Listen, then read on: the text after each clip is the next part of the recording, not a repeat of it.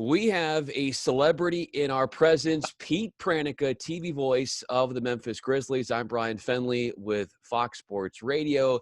Pete, it is an honor to reconnect with you after all of these years. And you just got done calling Grizzlies bubble games. And I have this lasting image, Pete, of Morant in that post-game presser after that challenging loss to the Trailblazers in that play-in contest. And here was a guy who admitted that he had a fractured thumb the last 4 games and then went on to say, quote, "I'm going to give it my all regardless. I've been fighting a lot of battles in life.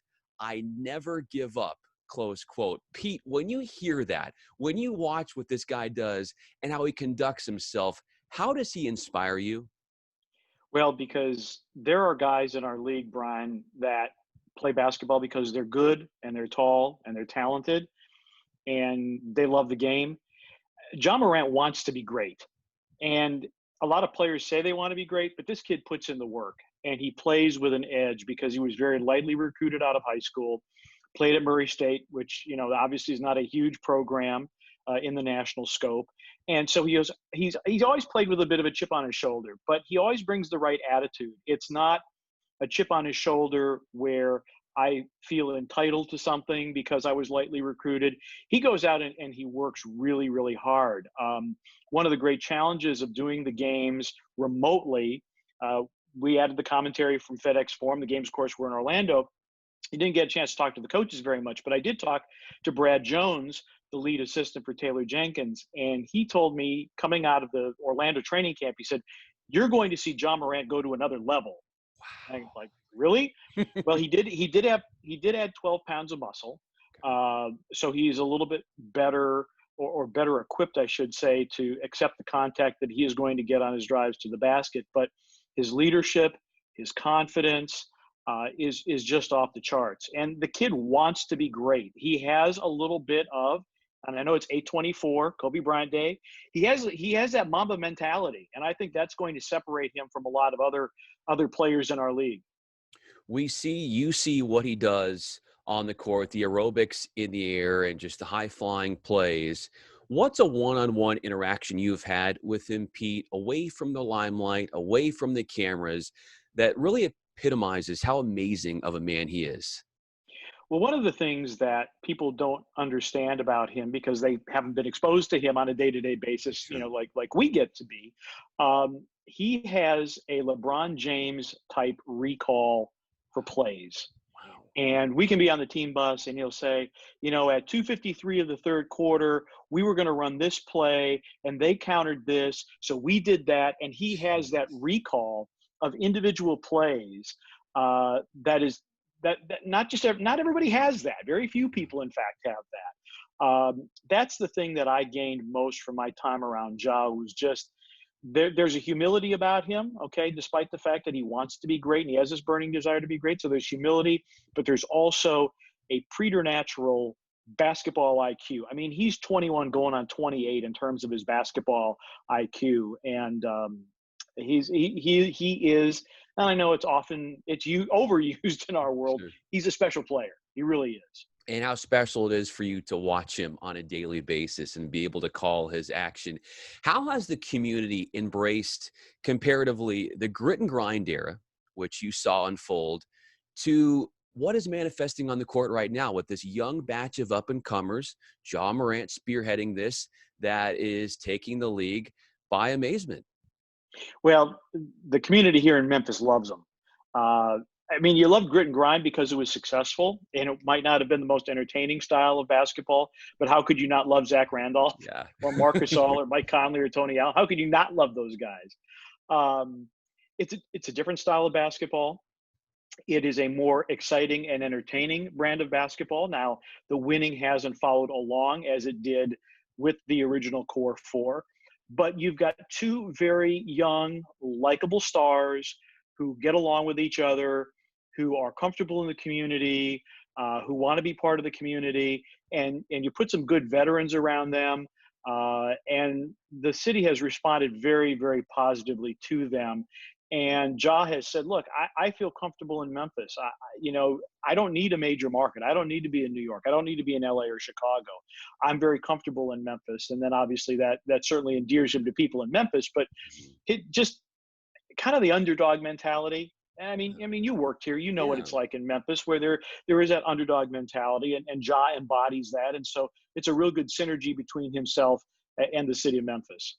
And I was fascinated, Pete, to see the synergy that you all were able to have as far as broadcasting these bubble games, given the unconventional makeshift setup where, you're calling games, as you alluded to, at FedEx Forum while Grizz games were going on in the Orlando bubble. What was it like being in those production meetings, planning for this unorthodox broadcast? And what kind of ideas were you trying to contribute in those meetings to say, hey, let's try this, let's try that, let's make this a little bit different and unique? Well, one of the things that the big challenge is you don't have access to the players. Now, each team had daily media availabilities via Zoom, so you were able to pick up some information that way.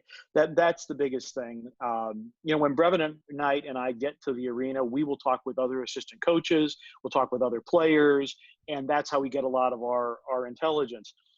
Don't really have access to that. So, but by the same token, we didn't want to make things so wildly different. We just wanted to present these games as if we were there. We didn't want there to be a major like, hey, wait a second, those guys aren't really in Orlando. And a lot of people would ask us after the telecast, so were you in Orlando or not? So That's a good sign. apparently we pulled it off pretty well. I think by and large we tried to keep it pretty much situation normal without trying to draw any additional attention to the fact that we weren't there.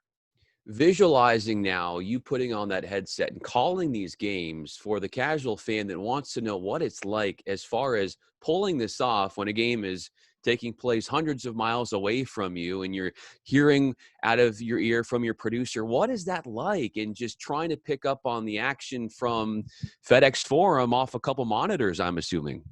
Yeah, I've been lucky because I have had fairly extensive experience in calling events off monitor. I called 2 Olympics off monitors, and the Beijing Olympics I called from New York off a monitor. So distance and all that, you kind of get used to it. At the end of the day, you're focused on what's happening on the floor, and you're going to call it the same way. I prepared every bit as hard, if not harder, for these games, knowing that there might be some missing pieces because we weren't actually there. But in television play-by-play, what's on the monitor is what the viewer sees. So you need to focus on that anyway. Sure. So, Good point. it was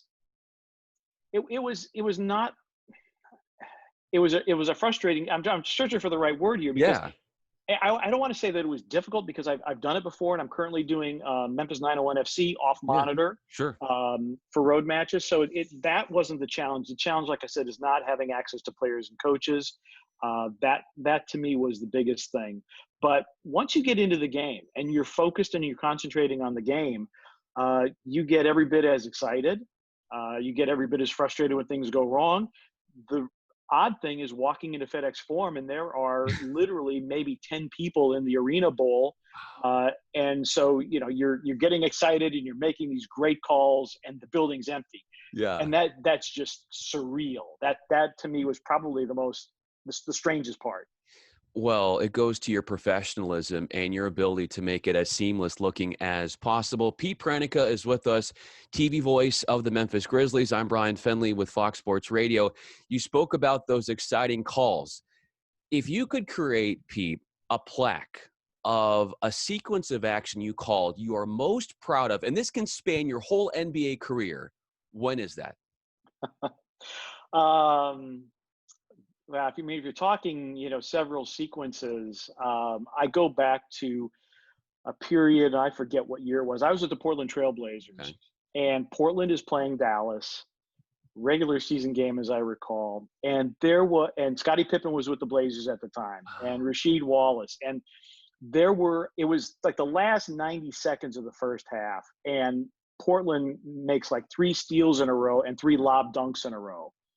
And I'm just losing my mind. And I'm a little embarrassed by how excited I got, but it was just the most amazing thing, and the roof was about to come off the Rose Garden, where you're lobbing for Rasheed Wallace, and Bonzi Wells steals, and he lobs for Scottie Pippen, and then Pippen comes up with another steal, and you're doing this to Dirk Nowitzki and the Mavericks, and it's a big game, and it's at home, and that sequence is one that periodically Patricia Lowry, who produced that game for the Blazers, every once in a while she'll send me the YouTube link to it, or whatever video she has for it, and say, remember the good old days, when we worked together, and that would be a sequence. But from this year, I go back to the first game that Memphis won this year, overtime victory over Brooklyn, where John Morant blocks Kyrie Irving at the regulation horn to preserve the tie and go to overtime, and then driving quickly down the floor, dropping it off for Jay Crowder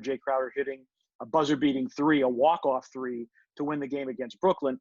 Not an entire sequence, but at least in the same game, that was one that I like watching over and over again.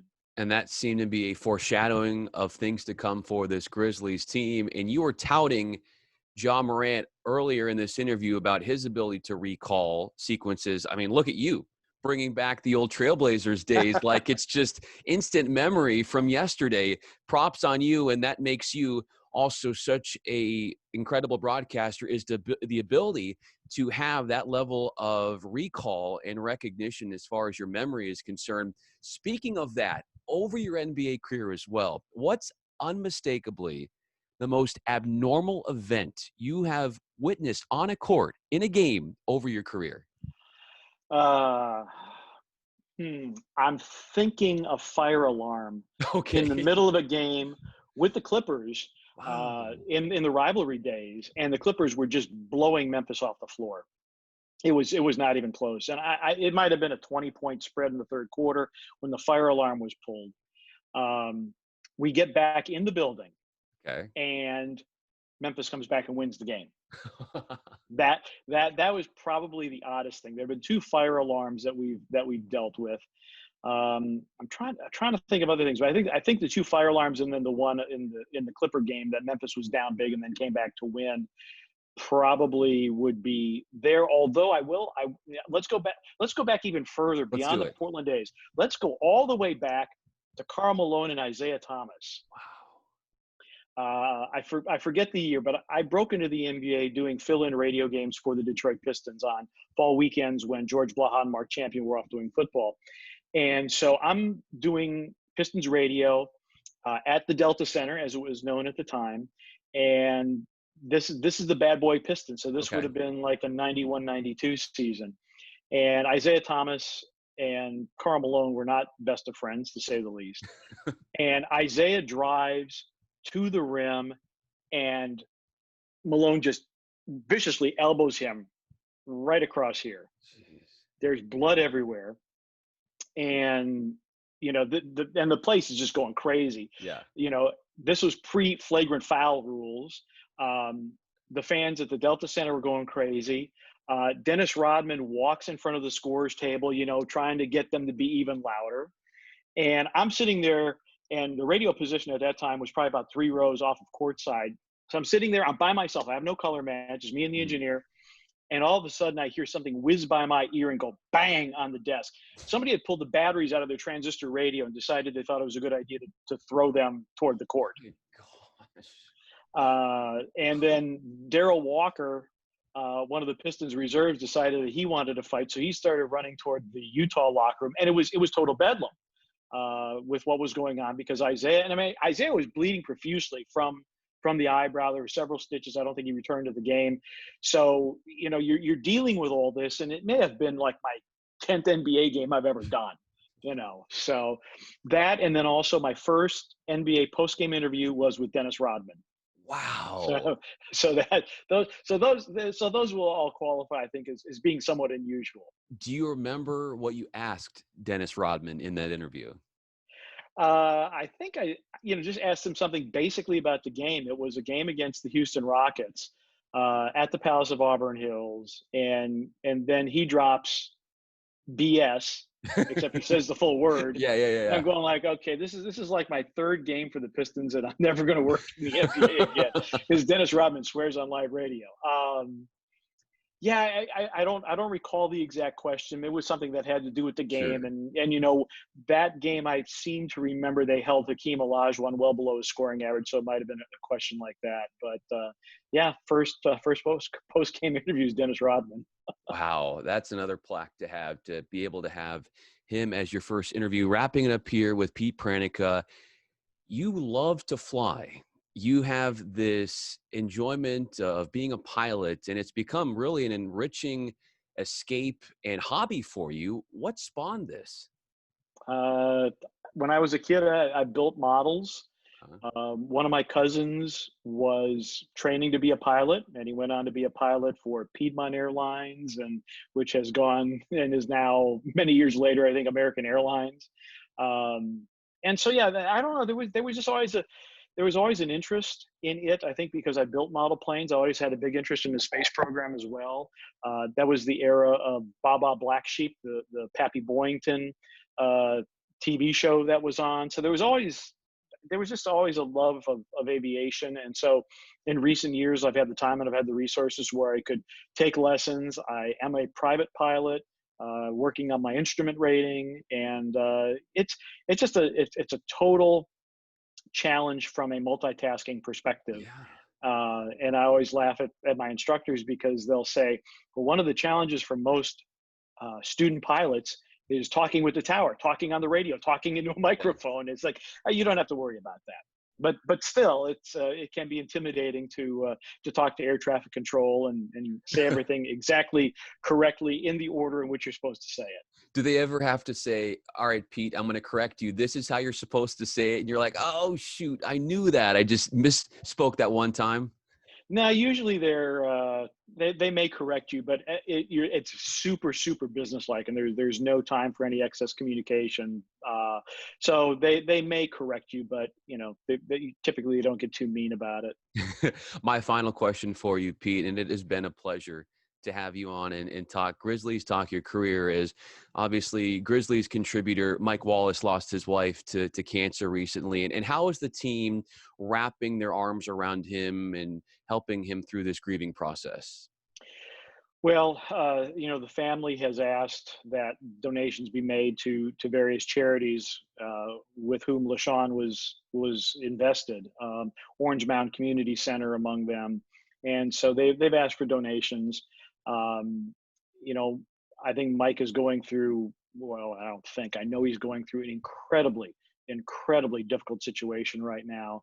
Um, and I know that the memorial service, because of COVID-19, has been limited to immediate family. So it's very difficult. We've all lifted him up in prayer. We've all reached out our hands to him to do whatever we can to help him, because there isn't a classier guy, there isn't a more well-respected guy in the NBA than Michael Wallace. And I'm just brokenhearted for him and for their family on LaShawn's passing.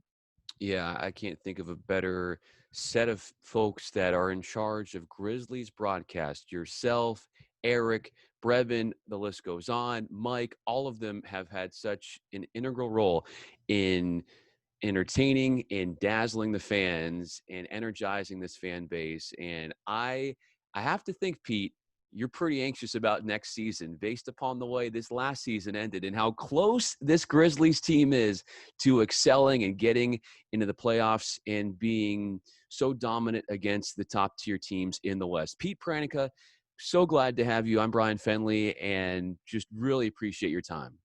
All right, thanks, Brian. And I want to be the first Memphis member of Fenley's Fanatics. Yes. Yeah.